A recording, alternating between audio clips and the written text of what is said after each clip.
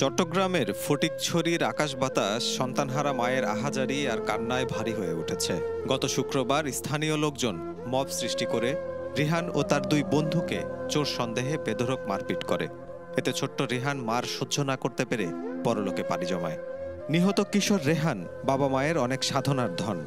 এর আগে পরপর ৩ সন্তান মৃত ভূমিষ্ঠ হওয়ার পর বাবা মার কোল আলো করে আসে রেহান। আদরের ধনকে কোরআনে হাফেজ বানাতে চেয়েছিলেন বাবা মা, বড় মানুষ করতে চেয়েছিলেন, কিন্তু নরপিশাচের দল চিরদিনের মতো কেড়ে নিল রেহানের জীবন। গত মঙ্গলবার রাতে বাজার থেকে মায়ের জন্য হাতের চুড়ি কিনে এনেছিল রেহান। খুশিতে চোখ ভিজে গিয়েছিল মায়ের। কে জানতো সেই চুড়িই হবে তার সন্তানের শেষ উপহার। বুধবার সকালে মায়ের কাছ থেকে টাকা নিয়ে আরও 2 বন্ধু, স্কুল ছাত্র মোহাম্মদ রাহাত, মাদ্রাসার শিক্ষার্থী মোহাম্মদ মানিক সহ বেড়াতে গিয়েছিল কক্সবাজারে। 2 দিন পর বৃহস্পতিবার রাতে বাড়িতে ফিরে আসছিল তারা 3 সমবয়সী বন্ধু। তাদের কল্পনাতেই আসেনি এই ফেরাটা হবে মৃত্যুর দিকে যাত্রা। শুক্রবার ভোর 4টায় একটা অটোরিকশা নিয়ে বাড়ির সামনে রেহানের বাবার চায়ের দোকানের পাশে নামে 3 কিশোর।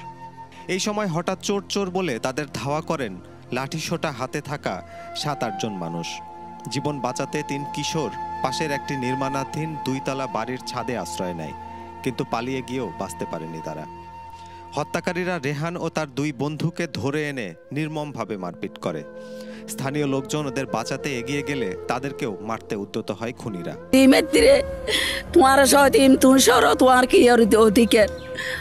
রেহানের মৃত্যুতে তার বাবা মা সহ এলাকাবাসীর মনে শোকের ছায়া নেমে এসেছে। সবাই অপরাধীদের দৃষ্টান্তমূলক শাস্তি দাবি করছেন। হাসান অয়ন, উইকলি ইনকিলাব।